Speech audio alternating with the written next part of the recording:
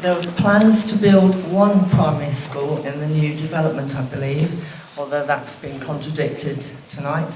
What about plans to provide school places for those who are requiring senior school placements, as the current and only senior school, which is this school, is very close to, if not already at capacity? It was actually underfunded and built to half the capacity required about 11 years ago. Are there plans to expand Felixstowe School here or not? Or are there any future plans to build a well-needed second senior school for a high influx of pupils moving into the new homes planned for Felixstowe?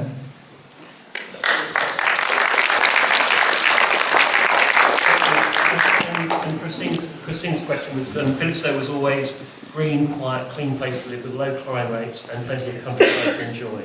It seems that over a few months the traffic noise has increased and the proposed number of new housing is alarming. I'm afraid Felixstowe will no longer be what it used to be, a little quiet haven.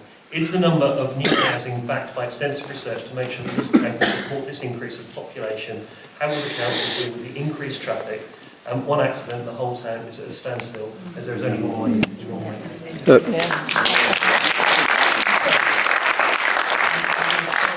going to start with Steve. Hi, thank you. Before I go on to infrastructure, to the gentleman who wished to have more information about drainage, I just spent the last 3 years as a cabinet member for highway drainage, and I've gone over and over again. I'll be happy to speak to you afterwards. And also with the pharmacy question that you had, I'll speak to you about that, because we are running pharmaceutical needs, which is a statutory exercise which runs every 3 years, so I can update you on that. To look forward to schools, I'm going to keep this really, really tight and not read all the information at the head of school infrastructure brought down for me today, but basically we will be delivering a primary school in probably the summer of 2027. That will capture the development demands from Candlelit to Wolf Road. At the moment, there would not be enough need for a second primary school, but whilst this is in the master plan, it would be advisable to allocate land for when that is necessary. So that means that it could take quite a while before, even if we do need a second primary school, before it gets brought forward. If at all. The good part of that would be that Eastwood Hold that we all love and care for, who's been there for generations, will stay basically untouched as long as the Section 106 land requirement is there for the second primary school. Whether we'll ever need one or not, it depends on the amount of people who move in, whether they have primary school children, and how the future pans out.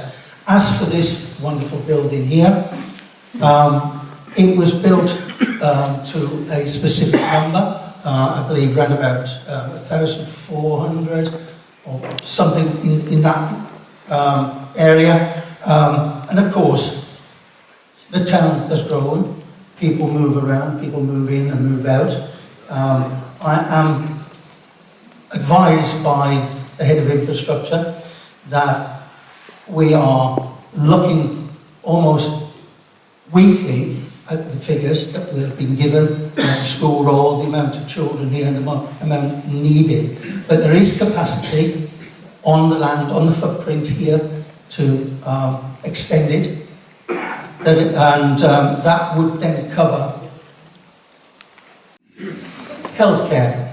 Part of my portfolio is for public health at Suffolk County Council. You'll probably know that Suffolk North East Integrated Care Board, they work closely in partnership with local government and the healthcare community and the voluntary organisations. From that, the information and data is gathered together on what we need and what we can possibly bring forward. There has been quite a few changes in current months. A recent example is how the SIL infrastructure funding from developments has helped to support healthcare here in Felixstowe. Felixstowe Haven Health Surgery is to receive more than £600,000 in funding towards investment in the facilities to help them help new demand in the town, to include an additional 5 clinical rooms and help future-proof service delivery. Another £61,641 will fund the conversion of 4 rooms at the Grove Medical Centre into clinical accommodation, with a large upstairs office also divided to include a clinical room and telephone consultation area. These projects, supported by Suffolk and North East Essex Integrated Care Board, the ICB, will offer up to 60 additional appointments per 1,000 patients per week and deliver more services in the community settings. So that's just a quick shakedown of what's happening. I'm happy to speak to anyone after the meeting outside and go into a little bit deeper. It's 5 to 8 and I'm sorry if that was a bit quick. No, that's fine. I think Jenny wants to come in relatively. I'll make 2 quick points. To your point about the school, I'm very aware of it. I know that the school was, what was designed and was originally accounted for versus what built were 2 separate things. I've made that representation and separate to all this development, that's a live issue and it's something that we desperately need to tackle. We do. I know that within the school hall, at lunchtime, tables are moved in, tables are moved out, there's a lack of capacity and it's a real and urgent need today. So we need to be, it's something that I'm personally pushing on as well. And in the context of this development, it couldn't be more important, and I will continue to have my backing to push that at the highest level with County Council and Neighbourhood as well. We have to prioritise that. We're already behind where we should be with the capacity of the school, and it's me going one direction as we speak. My next very quick point is to the councillors. Cut to the chase today, is to demand more from the developers. So I mentioned briefly that I worked in social housing in London for a long time, and the demands that we would put on developers were incredibly high. We should expect more. They expect us to demand more. We're in a culture where they know that they have to deliver, and we should be exceeding any previous demands we put on developers, and that is for everything. That's way beyond road investments. We should be expecting so much more than what I've seen historically being delivered here by developers, and I will bang that, and I'll bang that loudly and publicly. And I had a meeting with Persimmon Homes a few weeks ago, and I talked about it then, and I will continue to talk about it publicly and loudly. But I'd ask you as well in the audience, and you, when you feed your submissions back, and when you talk to your councillors, and when you talk about this development, but even beyond this development, we should be demanding more from our developers. Yep.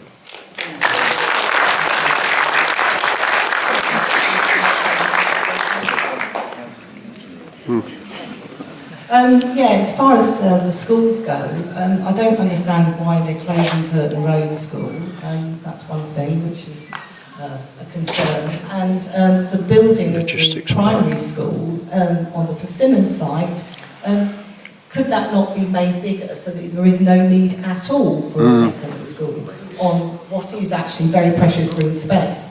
As far as the Felixstowe School goes, absolutely. I'm a governor here, and I know that I mean, you say it was a wonderfully built school. I used to work for building schools for the future, and this would not have met the standards for building schools.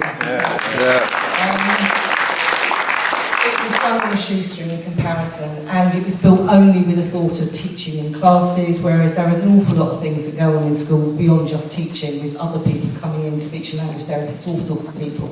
And there was simply no space. They don't have space for a library here now because of the sixth form, and so it was just really penny pinching, I think, so it's really disappointing. And the SEND areas, which was actually quite extensive initially, have now all had to be taken in for other areas. So that is an area I think is really important. The other thing around schools is actually safety, getting children to the school. See the children cycling up Walton High Street is terrifying. I personally would not want to cycle up there, and I do cycle a lot, but I would not want to do that in the morning. And also, why can't there be a proper crossing for those in the new builds that are coming over by Trelawney Place. You know, we have discussed why can't there be an underpass, why can't there be a bridge, why can't be something that's safe? And they said, well, there's not enough space at the moment for a sort of crossing with a thing in the middle. But I mean, children's safety is paramount. Yep. I just think there are things around the infrastructure, and as far as children's safety goes, I think it's really important. And I know the master plan is in development still, but I think they are really important things. And also, a skills centre. We have a small sixth form here, not that many children really currently go into A-levels here. They all have to go into Ipswich or Otley, cost the parents a fortune to send the children by bus. So we desperately need a skills centre here. We've got the docks, which is changing in its nature. It has engineering and electricians. It has a completely different set of jobs now that will be in the future. AI is going to take away a whole load of white-collar jobs. It will never take away engineers or all those other construction-type work. We have the epicentre of all the infrastructure projects for the energy projects. They are desperately skilled shortage. We need young people to be skilled up. So a skills centre here in Felixstowe is actually what we need to support and supplement the sixth form here. Yep. So there's an awful lot of things that we need, including, supported housing for all those adults in families who have adult children with severe physical or other disabilities. There is going to be a real crisis coming down the line if we don't get that kind of level of supported housing. And I know that because I've met with several people who said it. So, yeah.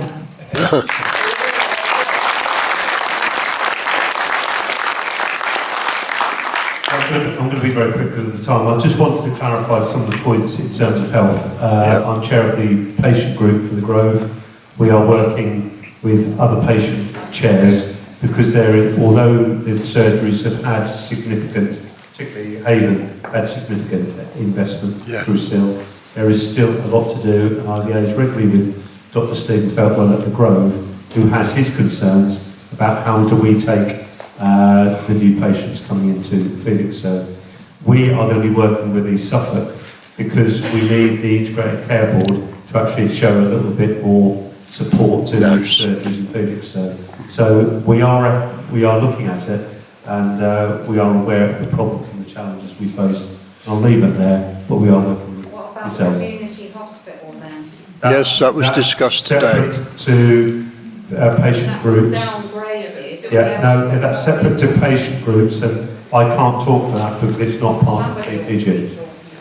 Okay, thanks.